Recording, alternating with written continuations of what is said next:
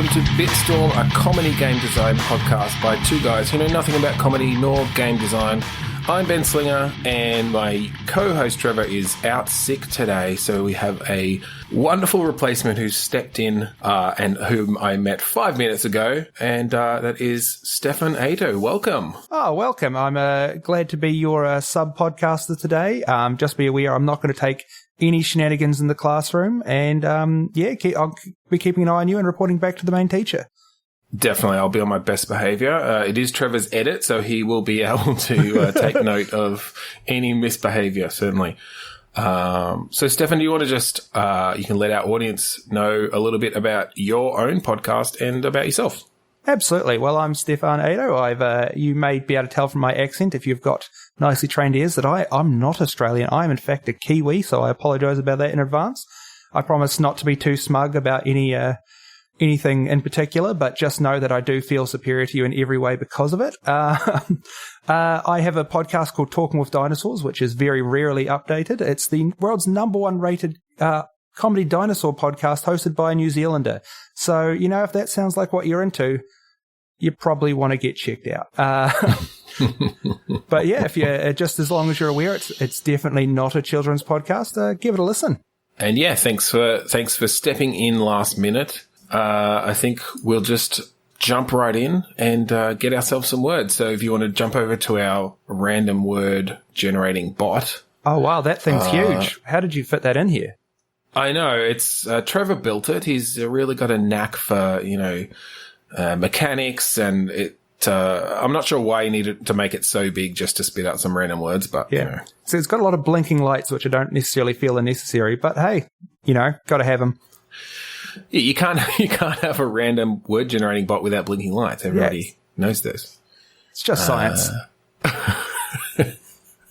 So for those who might just be joining us, we're about to play a game called Click Pitch, which is where we each get a random phrase, an adjective and a noun. We're going to say them out loud, mash them together, and come up with a video game design based on those prompts. So let's jump in. Let's go. All right. My first two words are pretended trip. Mine are enhanced and ascending. Enhanced ascending. Okay. Yes. So I feel like this is maybe some sort of space elevator. Yeah. Perhaps. I can see that. Maybe a space elevator. I'm getting like the trip aspect of it I find really interesting with the elevator. Maybe it doesn't have rails. Maybe there's nothing at the sides. Maybe you don't want to trip off the space elevator. Oh, right. Tripping as in falling. Yeah, I was thinking you're taking a trip on it. Oh. Which, I mean, you can utilize both of those meanings. Yeah. Bit of a double entendre. So, all right, if you've got this space elevator, it's heading up, it's got no rails, it's very dangerous. And the game comes from you're trying to push the other players off it. Maybe this is some sort of competitive game. That sounds good to me. Sort of like a sumo or wrestling game where you are the one who doesn't want to fall off. You've got to be the one to knock everyone else off, and that's how you know. That's how you win this game. You've got to be still on it when you get up into space. Maybe there's an aspect of, because I'm just picturing literally just on top of an open air space elevator. Presumably you're going to need some sort of spacesuit by the time you actually breach the atmosphere. If you want to carry on ascending, you're probably going to want to breathe. Is generally a good thing to have going for you. So perhaps there's a secondary aspect of like gathering parts of the spacesuit or something, or it's not just knocking people off. It's maybe that when you run into somebody, a piece of their spacesuit falls off, and you have to get all the different pieces of the spacesuit so that you don't just sort of explode when you reach space, because that's definitely what happens. Oh yeah, absolutely. I've seen space movies, and I mean, if Arnold Schwarzenegger taught me anything, it's that space pressure will make your eyeballs go blah. Your face will go red, your eyeballs will pop, and you'll start talking like Arnold Schwarzenegger. Yeah, he was actually American before that movie was shot, and they did fly him to Mars to film that scene. So yeah, that's sort of where that came irreversible from that point onwards. Yeah, but I tell you what, the dedication, he should have got an Oscar for that one.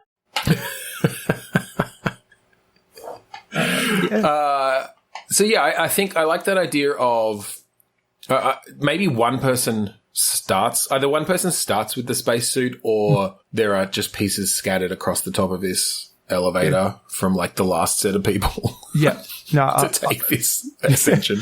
You all start in there, you rush in, you grab what pieces you can, then you got them with everyone else. You've then got to consider, can you then, I mean, I'm guessing not everyone's standing there naked. Do they have normal clothes on? Can you accidentally knock off the wrong piece of clothing and have to keep fighting them to get the right piece? Obviously, you don't want to end up with a bunch of nude avatars on here, but, you know, it could add some extra difficulty in there. Or do we? I mean, I'm kind of picturing actually everyone starting in like the classic boxer shorts with hearts on it, red polka dots or something. Yeah, that's and you know, top and perhaps a top piece as well for those who may want to cover their top half as well. I thought you were going to say top hat for a second. I thought a bit snazzy, maybe not completely on brand, but hey, let's go for it. And that's an unlockable, is the top hat. I think once you start unlocking different costume pieces to start with, definitely. Let's throw some microtransactions in there. We'll get some loot boxes. We'll start, you know, getting these aesthetic items in there. Yeah, now you've got it. Maximize the profit margins. Yeah, sweet capitalism. Yeah, of this tiny competitive multiplayer game that's definitely going to take the world by storm. Oh, for sure. Yeah, look, everyone loves costumes. Everyone loves hats. So I think, though, yes, you're trying to gather these spacesuit pieces. I wonder if the different pieces perhaps give you different abilities then. So, like, if you get, you know, the boots, then you can perhaps do sort of a little lift-off rocket boot sort of move to get out of someone's way. Or, you know, they're running towards you and you use your boots to jump over them and they just go running off the edge of the space elevator. That could work. The helmet gives you the ability to headbutt, like, real good. Yeah, perfect. Again, knocking them off the space elevator where possible. Absolutely. Yeah. And the arms they're just a fashion accessory. Maybe you can go full Android 16 and launch them at people like a rocket. But then you've got to quickly get back over there and pick it back up so whoever you've knocked away doesn't get it.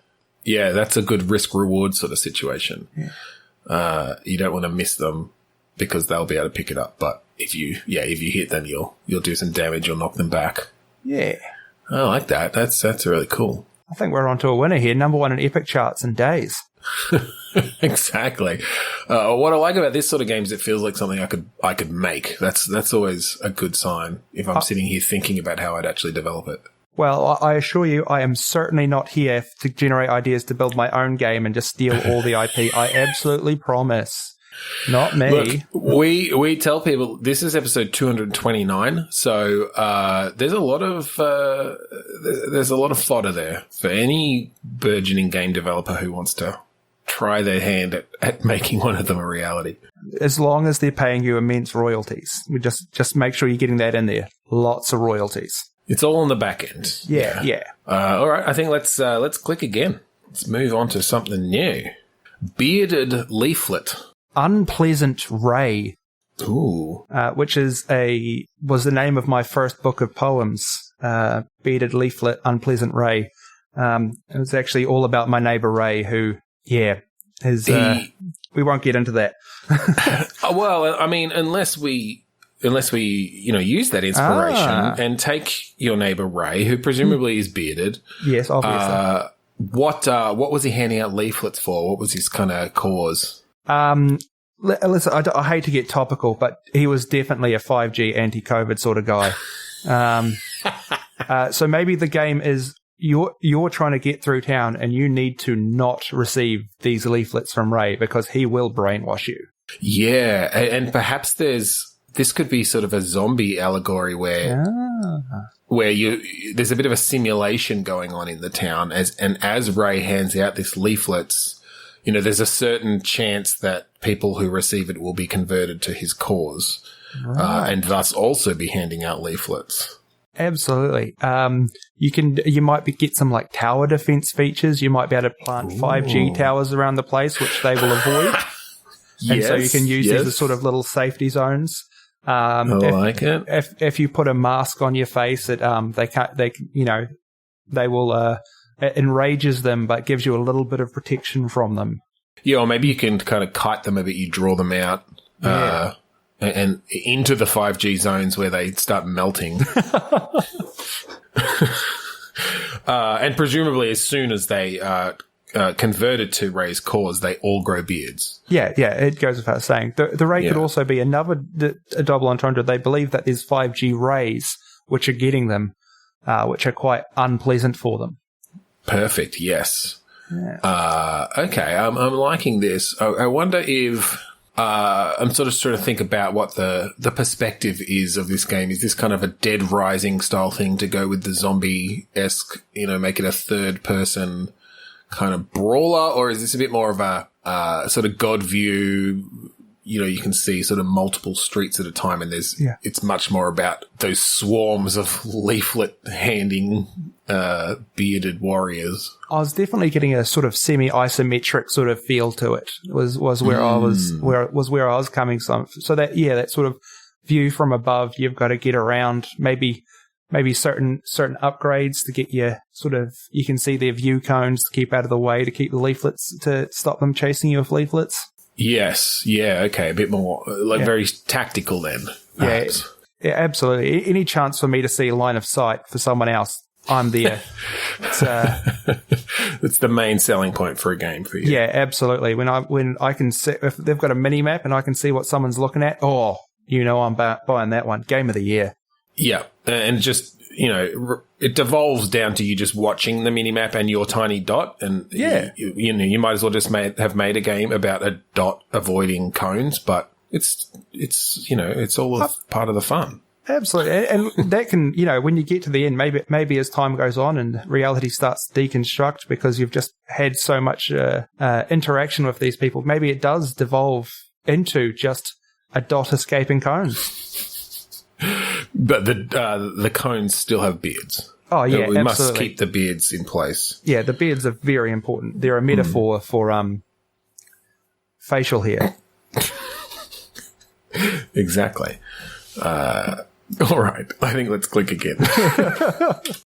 I've got debatable emulation. Oh, okay.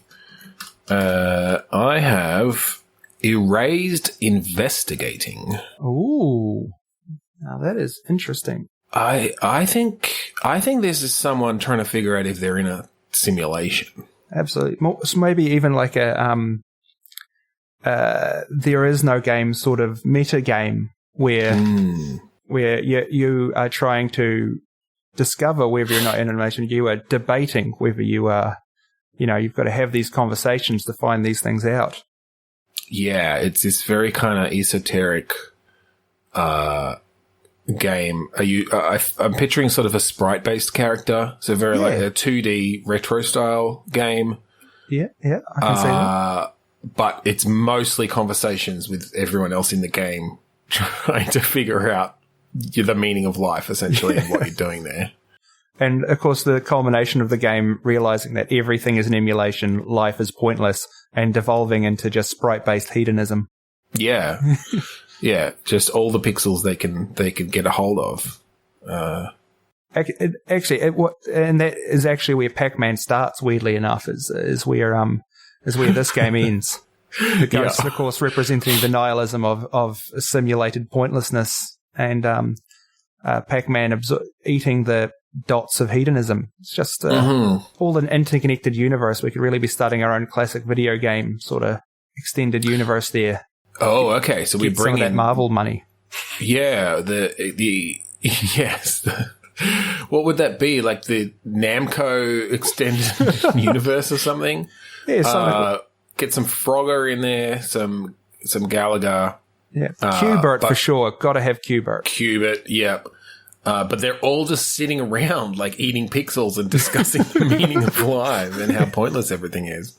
Absolutely, it's like Wreck-It Ralph, but just a lot more depressing.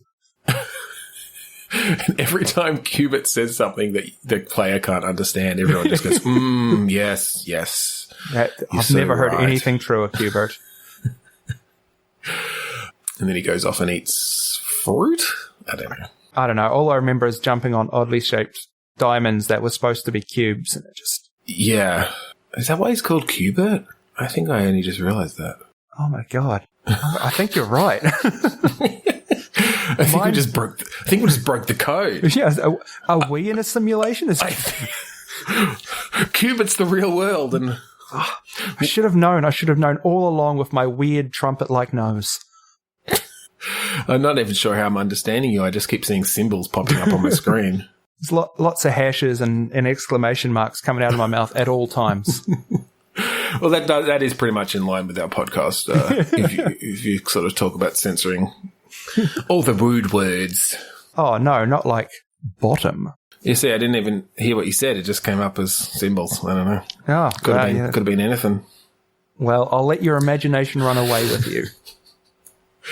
Hopefully not literally. You need to finish the podcast. That would be bad if you ran away right now. Yeah, it's like that Homer Simpson thing of the just run out the door. Here it go. Okay, let's do another. Absolutely. Ooh, accomplished spell. Coupled pleasure. Oh. Sounding... So sorry, yours was accomplished spell? Yes. Okay, so accomplished. I'm thinking. So your one was coupled pleasure. Is that right? Yeah. I'm thinking we're going to obviously with something as leading as coupled pleasure, we're going to have to be going with just a really basic, crappy hentai game. Accomplished spell. It's set in some kind of Hogwarts sort of knockoff, very anime. But the actual gameplay itself, I'm thinking just a classic video game, just poorly knocked off. And when you complete a level, there's just a terrible hentai image. There are definitely like 15 of these on Steam. There's 15 in the top 10 of these on Steam. I can tell you for sure. All right. So, well, let's take that general idea then of a knockoff hentai wizard-based game, and see how we can innovate around it. Oh. Do we make it like Dark Souls difficult? Oh, definitely. It is impossible to get these anime girls to take their clothes off. It's just, no matter how hard you try, you're never going to complete that level. You're going to get close, but it's never quite going to pay off. But then you didn't cancel out of your roll animation at the on the right frame, and you're dead. Yeah. It's very important that it is possible, but that no one can complete it. So it's going to be a fine line to sort of, there's going to be like one person who's like, no, you can. Took me a while, but I got there, and everyone else is like, well, this guy did it, so we're going to stick with it. Yeah, you're going to have all these speedrunners, all these streamers just constantly playing your game just to see some nipples, which may or may not exist. Yeah, I mean, Dave from down the road, he said his dad works at Nintendo, and he says you can do it. So, I mean... He did say, though, that he got a special pre-release version of the cartridge. So it's possible that they took it out of, it got censored in the final version. I mean, that would be a good way to tell, what is the rating on this game? Does it contains nudity? Because if that does, that sort of implies that it is possible.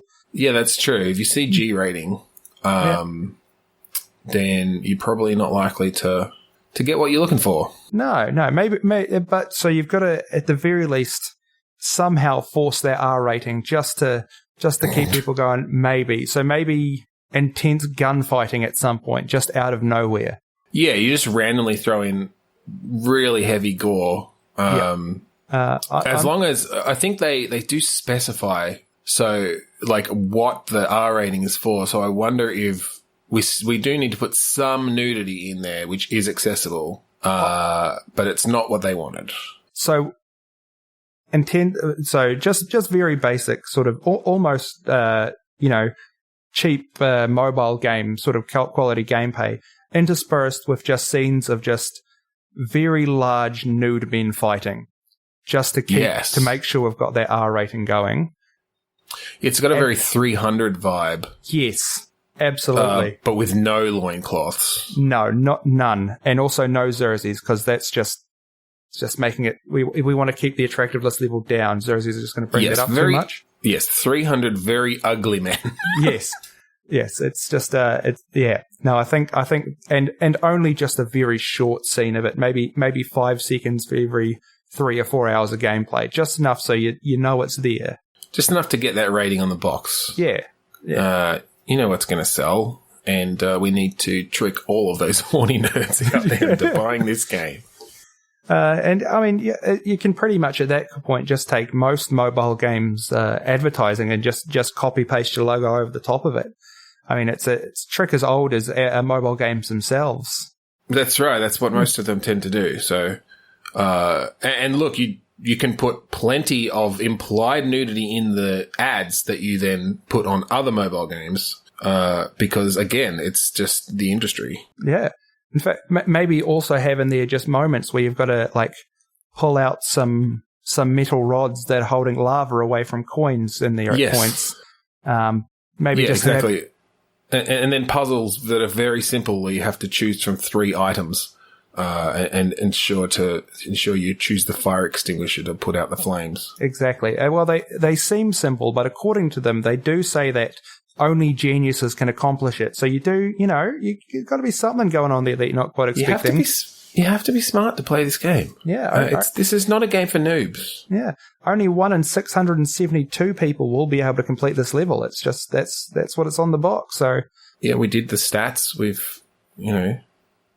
run the numbers. You got to get good. Got to get good. All right. Got to get good. Let's go again. Let's go. Leaning worker. Nameless speed. Leaning worker. That sounds like me the vast majority of the time. Yeah, there's something very evocative about just the leaning worker, just someone who's supposed to be doing a job and isn't. Yeah. Leave me alone. I'm on smoko. If you're leaning, you're cleaning. Sorry, I just got retail flashbacks. Please, sorry, don't even say that. Is this a retail or fast food based sort of simulation game? I think that works. So you've got your leaning worker. There's someone who's just not doing any work. You're nameless. When you're in those places, you're just a number to corporate. And speed, when you got to go, you got to go. You got to get those jobs done quick when they show up. That's right. So that's why you take some speed. Yep, absolutely. As then you're at the top of your game. Does. Yeah. Remember, if you've eaten in a restaurant, there's a 99% chance that the person who served it to you is on meth. That's exactly right. I kind of like the idea of the employees as numbers, creating an allegory for capitalism there. Yeah. And playing with that a little bit. Yeah. So are you talking literal numbers, like you play as the number 1 behind the counter? Yeah. Perfect. Excellent. That makes a lot of sense to me. I'm liking that. Which is, I mean, it is the perfect metaphor for capitalism, and by metaphor, pretty much literally exactly what happens. Yes, exactly. Either that or they're all cogs. Numbered cogs. They've got their serial number, and they're just these cogs walking around the fast food joint that you're managing. Yeah. And there's ever increasing numbers of customers as you approach the lunch rush. And there's no obvious management in sight, just loudspeakers just bellowing faster at you at all times. And they're just you see the cogs spinning. The harder they work, the faster they spin. Yeah. And occasionally the cogs will just explode, and then you've got to cover their area of the fast food area as well as your own. Because it's too expensive to hire redundant cogs. We can't have backups. Yeah. So pretty much what you're suggesting is we just literally film any fast food establishment. Yeah, basically. Yeah, absolutely. Slap some special effects on. Yeah, it's just an FMV game, honestly. Sort of an FMV overcooked in a fast food restaurant. All right, now that you've said an FMV game, I am picturing sort of having customers come up, full motion video, and you have to sort of solve their dilemmas or their problems, playing as one of these cogs, or maybe playing as the manager. Oh, yeah. It's whenever one of these customers calls for the manager, you get this FMV scene. And the complaints are usually randomly generated, so they don't make sense. There'll be stuff like, I ordered the large fries, but I got the large fries and paid for the large fries. You need to fix this. So once again, just working in fast food exactly as it is. Yes, we do not change a thing. No. Just complaints generated by a Markov chain of of a sentence. It will be very accurate. Throw the name Karen in there. Occasionally. So then it's topical. Well, even more topical, really. This is biting satire. It's. In fact, it might be too on the nose. Would definitely will get taken down by big fast food. Oh yeah, absolutely. Big capitalism. Yeah, you'll have Burger King and Hungry Jack's at the end of the line, and not just because they're the same place. Yeah, exactly. But the Burger King and his Hungry Jack. Yeah.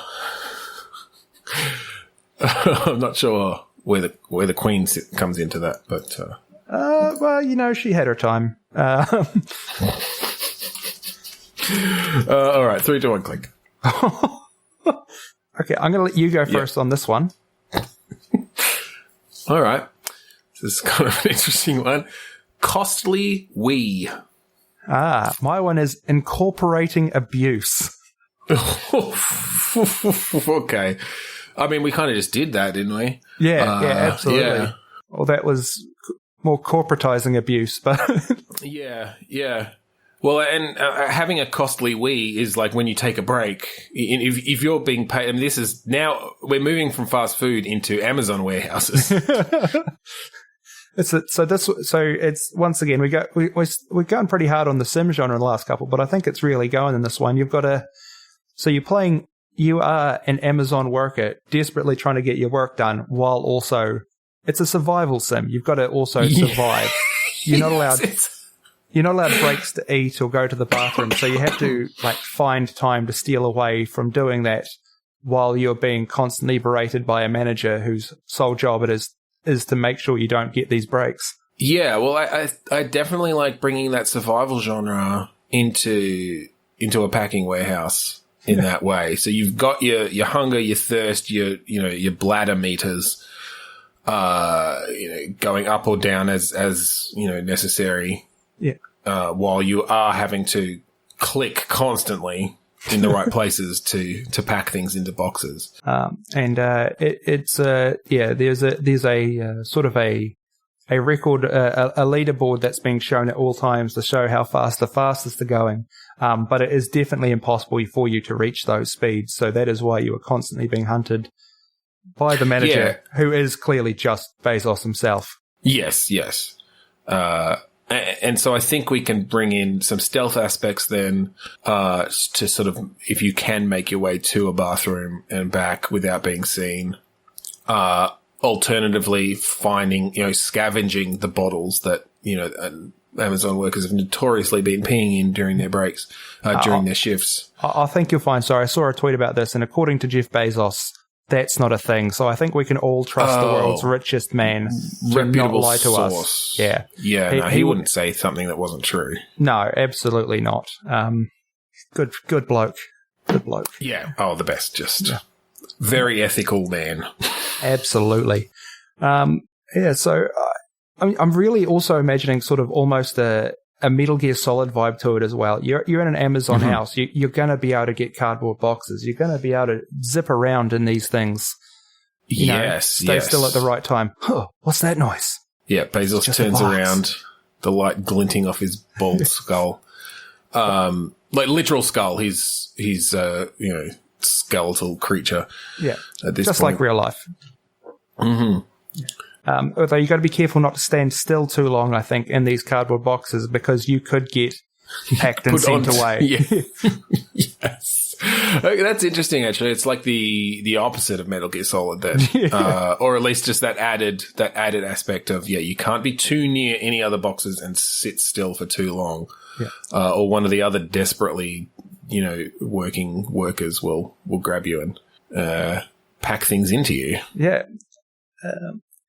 It's also if you receive an injury, sort of you've got a one hit and you're out, because as soon as you get hit, you get ejected from the building immediately, so you can't make a safety claim.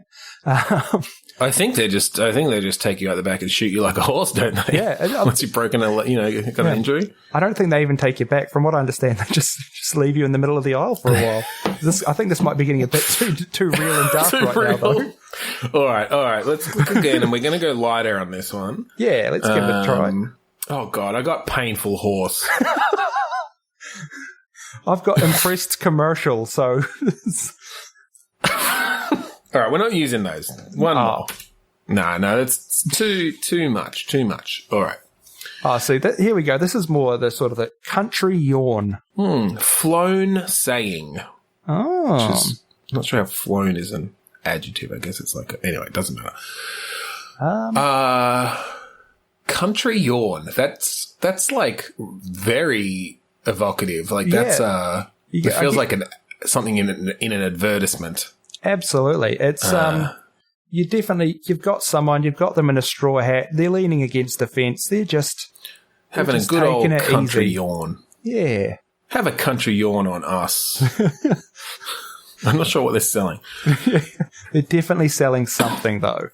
Maybe this is just a game. Maybe this is a multiplayer experience where you have to create ads for nothing. Yeah. And the more people that click on them, the more points you get. So literally just the entire mobile game just marketing. Yeah. Yeah, but we're gamifying it, you see. But we're just to make sure we are the ones generating the profits when these ads go out. Oh yeah, we just then slap them on other we just link them to random sites that are paying us for clicks. Yeah, no, that makes sense to me. But no, yeah, I think you provide the player with a set of sort of stock footage, fonts, all the special effects you need, and they have to put them together into, they've got a 30-second limit or whatever it is for an ad. Maybe even shorter for like a social media or a TikTok ad or something. You have to get people's attention, but yes, they're not actually selling anything. They don't have a product. They're just getting out there. You could get bonus points for maybe incorporating current memes or whatever's viral at that particular point of the day. Well, I mean, I think that will, definitely just come naturally from, that's a more effective ad. Then you're going to get more people clicking and viewing it. Absolutely. It's we provide essentially the game itself is that studio for building the ads, and then an analytics dashboard for those who really want that experience of fretting over, how well your products and media are doing without actually creating anything useful. That sounds like my entire podcasting career, actually. Yeah, it keeps just cutting a bit too close to home, doesn't it? The worst horrors one can imagine are always just reality. That's a beautiful thing. Funny how that happens. Well, let's dig a little bit deeper then. Yep. Just at risk of completely destroying our, self-esteem. Is there something we can do then for those who are sitting there just waiting for their ads to be clicked on? What do we provide them to do in the meantime? I mean, I guess they could sit there making more ads, but why don't we have while you're waiting for your ad to be clicked on, you have a selection of ads that you have to view and decide which one is in fact, which one you want to click on yourself. So this is sort of, at this point, it's a self-fulfilling cycle. Yes. You're creating ads to click on ads to create ads to click on ads. Look, those clicking points. games and those idle games are all the rage. That's true. You could then, like, as you go through, you could start to build up a system where you could buy extra clicks or an auto clicker if it comes to that. Yeah, you can purchase a robot that will watch the ads for you because we do detect eyeballs. We just can't tell whether they're human or robotic. Absolutely. And they just randomly click essentially making the entire system useless. Yeah. Again, hewing way too close to home. Yeah.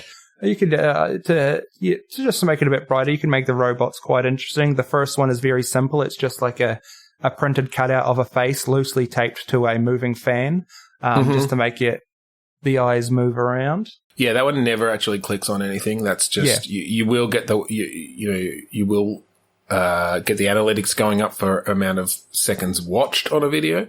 Yeah. But then, yes, you start getting into the more complex ones where you add one of those dipping birds. That's exactly where I was going to go next year. In fact, that's as much as the bots get, is just a variety of the dipping birds. So you end up with 6 or 7 of them on your desk, just sort of clicking randomly in different areas. Yeah, exactly. Different sizes, different amounts of liquid in there, so they'll tap at different rates. Yeah, perfect. Yeah. And of course, all of these are you need to buy in real life from the game creators to get them to be the official one. So we're then, we're creating add-on sales. We're creating an ongoing revenue stream to get you going there. So you've got to first unlock them in the game and then pay for them to be sent to you in real life. Yeah, and you just have to run your computer, watching these videos, constantly clicking to make your numbers go up. And I think we've just reinvented cryptocurrency. I was literally just to say, did we just create Bitcoin? I think we did. Birdcoin? Birdcoin. Birdcoin's already got to exist. Probably, with all the stupid cryptocurrencies that are out there. Man, we just can't get away from real life tonight. Yeah, I've always thought I had a good imagination, but apparently it's just looking out the window and just naming things I can see.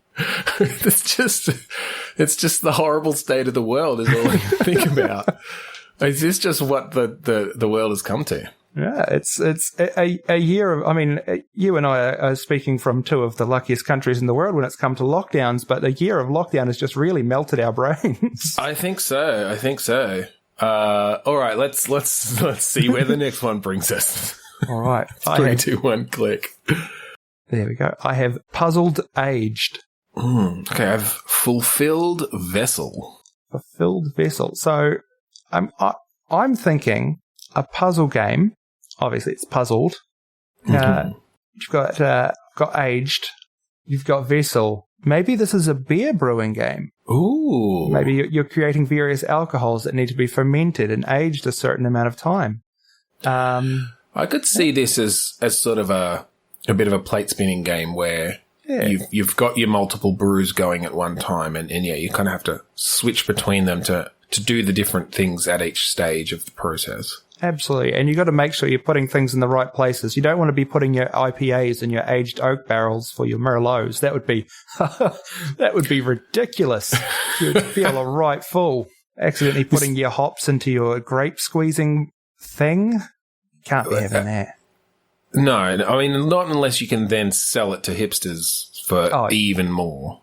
Absolutely, that would probably work. So, you've got to get the right things at the right time, and then figure out a way to make the wrong things. Yeah, or at least just make the most of your mistakes. Some mistakes you won't be able to come back from. There's got to be that element of challenge there as well. If you're accidentally, brewing Deadly Nightshade instead of grapes, you're definitely gonna end up with some problems. I do like that idea. You have to go out and pick the plants yourself. Yeah. You got to pick your grapes. You got to pick your hops. You got to pick your fruits and things that you may be putting in there to add to your flavors. But yes, there are deadly poisonous plants also in your garden. No. And it can't be as simple as just going up to the tree or bush, looking at it and having the crosshair cover it and have the name on there. You've got to have an in-game book that's just describes the plants or the products that you're looking for.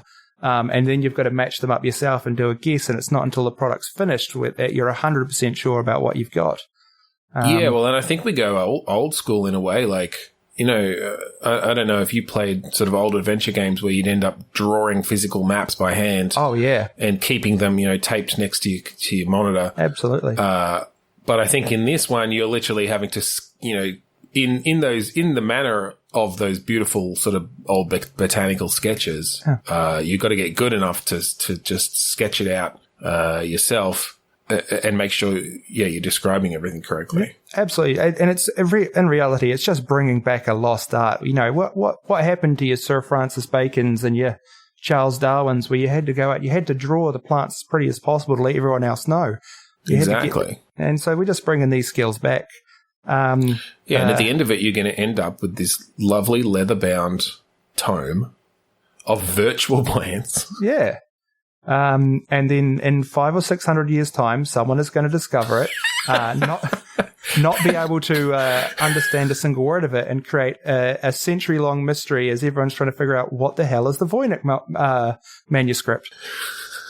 Well, and I think maybe just to make sure that actual botanists or brewers don't have a leg up is we actually fictionalize all of the plants. Absolutely, yeah. Yeah, so not just grapes, because, I mean, you're always going to be you're going to be able to tell your grapes from your barley. That's simple as. You need to we need to make these things a bit more interesting. We're building an alternate universe where, grapes don't exist, but you can create wine from, the blue large berries of the, triptych tree. Yeah. Oh, now you got to watch out for their thorns, though. They're a disaster. Yes, venomous thorns, very. Interestingly enough.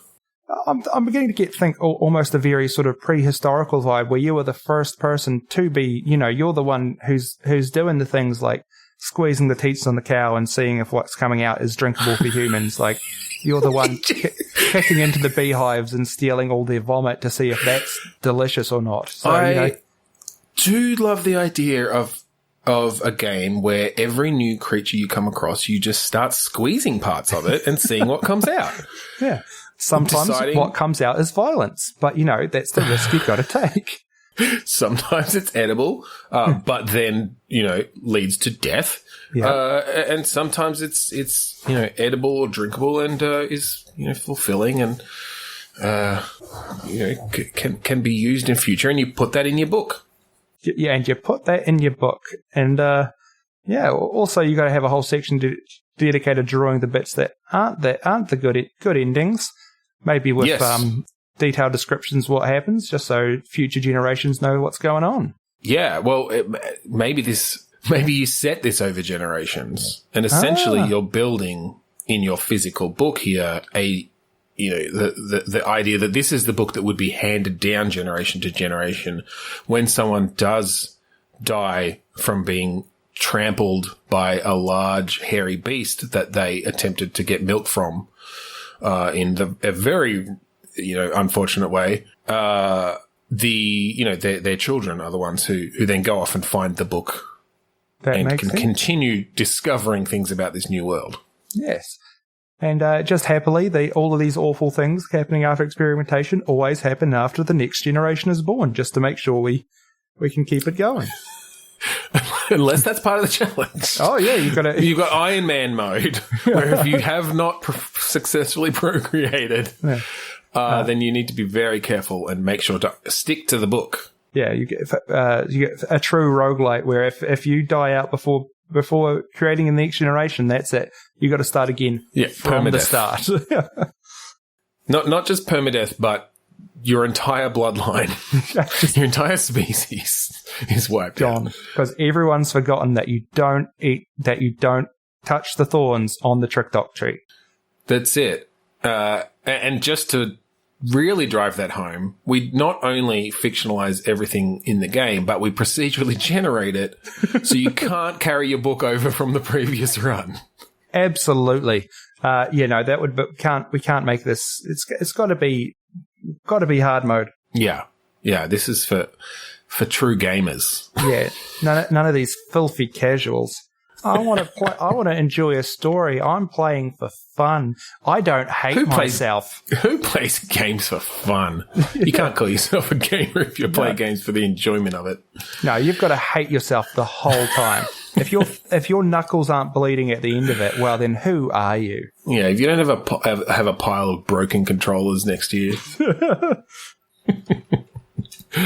I really like that one, actually. That's fun. That's cool. That one didn't make me depressed at all until a little bit at the end there, but yeah.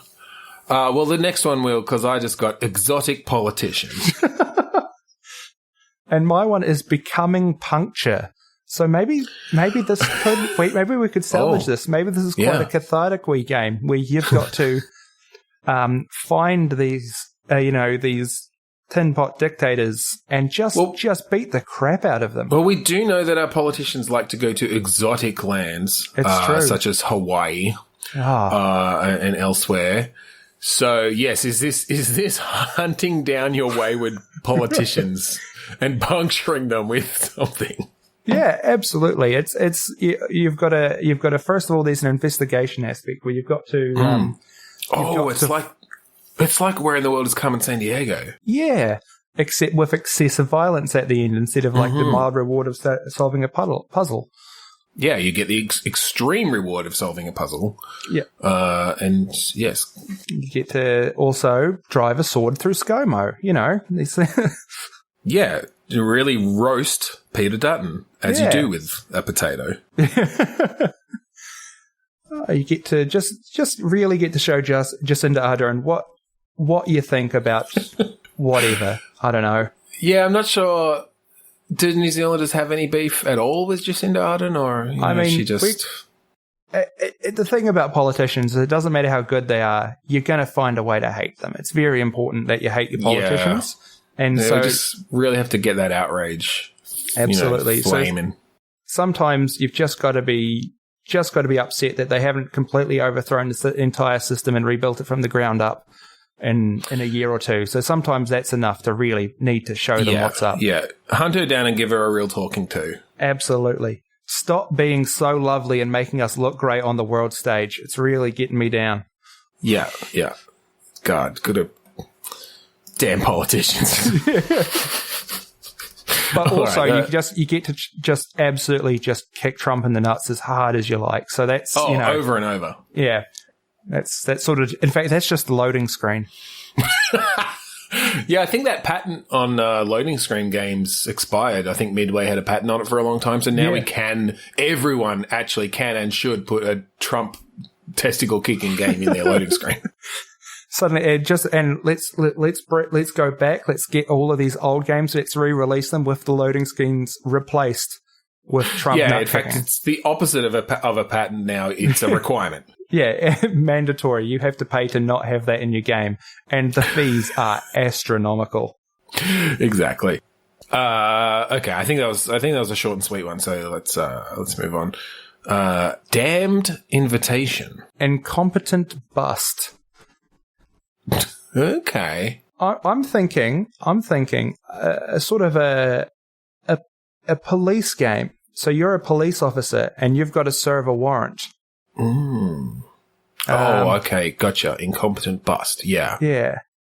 And my words were damned invitation. So are you serving a warrant to a demon?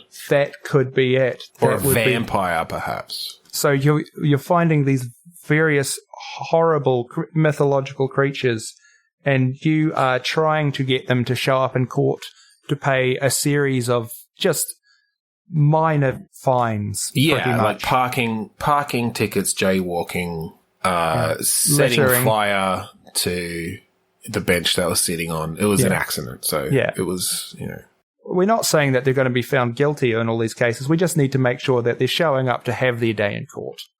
Yes. Yeah. What sort of tools then are we giving these,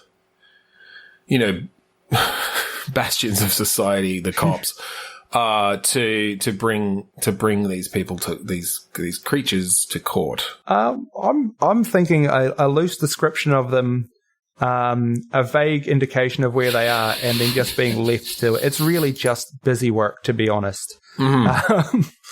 So it's almost like a Guess Who sort of game where it's like, do they have gigantic horns? Okay, no. All right, so this isn't the right house. Eliminate a few houses on this street. Yeah. that could be the go there. And as it gets harder, you've got bigger and bigger demons or higher level vampires. You know, Dracula, your Nosferatus, your cast of What We Do in the Shadows, and you've got to get them to show up for their day in court. That becomes sort of a very dialogue driven, gameplay then, where you're really having to convince them and not become enthralled. Yep, absolutely. And of course, and drained. Yeah. Of course, you've also got to take into account time of day. Yeah, you can't just knock on a vampire's door and 12:30 in the afternoon in the middle of summer. That's not going to go well. No, if they do answer, you're in big trouble. Real, internal affairs is going to be on your ass. Absolutely, as well they should be anyway. But we won't get into that. Well, yeah, most cops, all cops, yes, yeah. All cats are beautiful, and I'll stand by that. Absolutely. I think we'll end that one there because really, what else can we say? All right. So, bothered starter, quality page. Is this a page like a court, like in a court? So like a court of King Arthur or whatever. Court. So like a wee page boy who is the one who, they've got to run around doing minor errands. They're trying to work their way up to what's next, like a squire or something. Yeah, squire is certainly your next step, yeah. This could be sort of rising through the ranks of a medieval court. I'm just imagining, once again, going back to those awful mobile ads, sort of level 1 page, and you run out and you dump a load of coins in front of the king, and then you're level 20 knight. And then you're really buff and you're just carrying more coins. Yeah. For some reason you've got an AK-47 now and no one's commenting on it. Yeah, and every time you run into the room, you have to solve a little match 3 puzzle. And it is a very simple match 3 puzzle. Yes, there's one solution to it, and there are only like 9, gems. Yeah. So, and somehow they keep getting it wrong. I need to click on this ad to show them how it's done. But when you get into the actual game, you see it's a lot more involved than that. It's quite involved. And actually a lot more boring and very different to what they sold you, yeah. Oh, yeah, absolutely. Most of it is just taking love notes between knights and their suitors. And So, sorry, what were your words? I've forgotten your words. Bothered starter. Okay, bothered starter. So a starter, I think, you're starting from the bottom. You are starting as the page. So that is where you are the starter. But bothered, if you read some of the notes that these knights were passing, you'd be bothered too. I tell you what. Hot and bothered. Whoa! I tell you what, Sir Saucy. Gallifrey and Sir Europa, they are not what they seem. Underneath that armor. Yeah, they are truly sensitive souls. Yes. All right. Well, I kind of do like this idea though of getting to know the court and the different characters that are there. You've got the knights, you've got the royalty, you've got the sort of the I don't know, what do you call the king's right hand man? Yep. Who's probably plotting to take the throne somehow. Yeah. I think a lot of plotting will be involved in this game, and really choosing who to be helping and who to tattle to are quite important. You're not going to make your way up to king from page simply by passing notes, although it is a very important part of the game. So one gameplay element that we like to bring into our games every now and then is based on the Shadow of Mordor Nemesis system. Oh, hell yes. Which has been patented by WB. So we've got our own system, which we call the Besties system, where you may, randomly generate a bestie or and an anti-bestie. Do they have to have been employed by Polygon at some point, and do they currently have to talk about video games, or can this bestie sort of just be... No, that's just sort of Easter eggs. Like, how in Shadow of War they'll get a name. Yeah, we sometimes just get called Griffin McElroy. Absolutely. But no, I think I kind of... starting at the bottom of a court like that, and you are creating these alliances and these... nemesis. You're creating problems, enemies in the court, but sort of putting some structure to that and having that randomly generated in that way where you've got this procedurally generated chord, and if you do knock someone off, then, they'll be replaced in time, but you might have moved some other people up the ranks by doing that. Absolutely. And then you can if you've impressed the right people, move yourself up there until finally you are the king. And then the end game is, of course, just the pointless busy work of royalty, just sort of signing decrees and settling petty disputes between lords. The whole court is still continued to be simulated. You just don't get to take part in it anymore. No. Unless someone does come up the ranks to try and knock you off, I suppose. Yeah. Mostly it's just reruns of Judge Judy, except we've just sort of pasted the face of the king and the face of some of the lords onto some of the... ripped from the headlines of Judge Judy, you get these problems that you have to resolve. Yeah. He stole me cows. Oh, didn't I steal your cows? Not sure what that accent was, but I do apologise for it, just to be safe. To those out there who may speak like that, whatever it may be, or we are sorry. It's definitely I am at fault there, and I take full responsibility for my actions. I have not learned anything, but if you exist, I'll try and learn something from it. It's all right. It did sound like a very white accent, so thank God that's the one I'm allowed to hit. That's fine. Yeah, that's where I can aim. That's the one we're allowed to make fun of. Yeah. All right. I reckon we've got time for one more. One more. Let's 3, 2, 1, click. Oh, this is very much implying a game mechanic here. Degrading repair. Slightest relation. Oh. I mean, degrading repair, that's a fairly common mechanic in a lot of games. Famously Breath of the Wild recently. But it's about tracking down a long-lost cousin? Yeah. And it's a family tree finding simulator. It's effectively Ancestry.com, but you've only got a certain amount of time before your family tree breaks. It's a physical tree. It's a physical tree. You've got to get the whole family on there, and if you don't make it... It's this perverse serial killer who is hanging his literal family from a literal tree. No, that's great. I don't know. I mean, it's just taking Hangman to the logical extreme, isn't it, really? Yeah, that's true. Under each of them is their name with 3 letters missing. All of them Qs for some reason, but that's just... Yeah, nobody ever chooses the Q. No one ever goes for the Q. That's why maybe this is a game where you are a private investigator investigating this crime. Just so we don't put people into the shoes of a perverse serial killer. Sort of like a Curse of the Obra Dinn style, going back and maybe not necessarily using the ability to see through time, but filling out that family tree. Yeah. And it is one of the 17th cousins, 22nd removed, who've done it, and the only way to find out which one is to fill this whole tree. Yeah. It's really... You wouldn't believe it, but we did a very similar game to this, like about 15 episodes ago, with a family tree. But no, I think I like that. This is a bit of a different take on it, particularly because it is physical trees and actual hangings. The ancestry killer.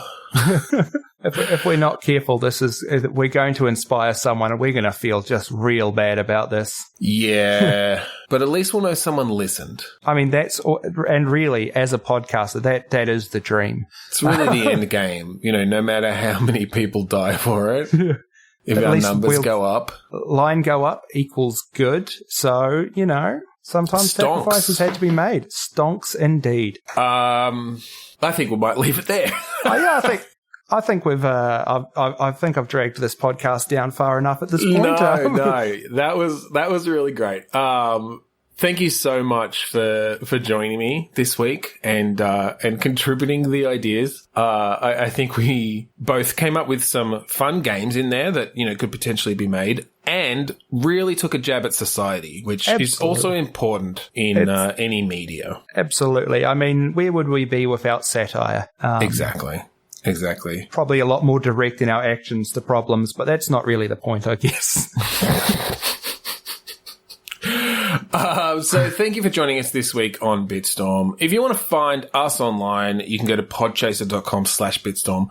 All of our episodes are up there. Leave us a review. That'd be great. We love to hear feedback. And we would also like to thank the band Kurodust for the song Mount Defiance off the album Containment Failure. Stefan, where can people find you online and your podcast? Well, probably rocking out to that theme song. That is just some sludgy goodness. I love that.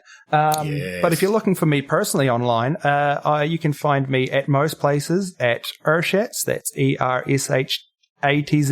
Don't ask me to explain it. I won't. But that's where I'm found most places online. If you want to hear some more of me, check out Talking with Dinosaurs.